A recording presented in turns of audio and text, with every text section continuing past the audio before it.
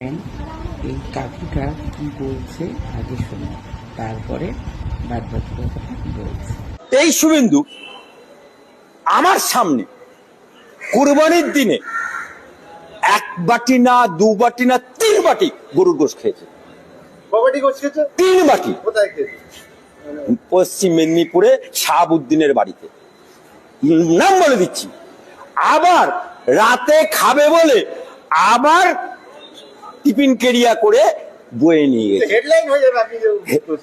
আমি নাম বলে দিচ্ছি, শুভেন্দু হিম্মত থেকে আমার সামনে ভজাবে শাহাবুদ্দিনের বাড়িতে। আপনি তো বলছেন শুভেন্দু তা নাকি ঘুষ খেয়েছে, আপনার সামনে খেয়েছে, তা আপনি তো তাকিয়েছিলেন? আপনিও তো খেয়েছেন। চোরের সাথে যে থাকে সে চোরে। আর সবাইকে বলবো, যেই ভদ্রমহিলাটা পরিবেশন করছিল তার হাতে দেখবে শাখা আর কলা আছে। সে হলো একজন বাঙালি নারী, হিন্দু নারী।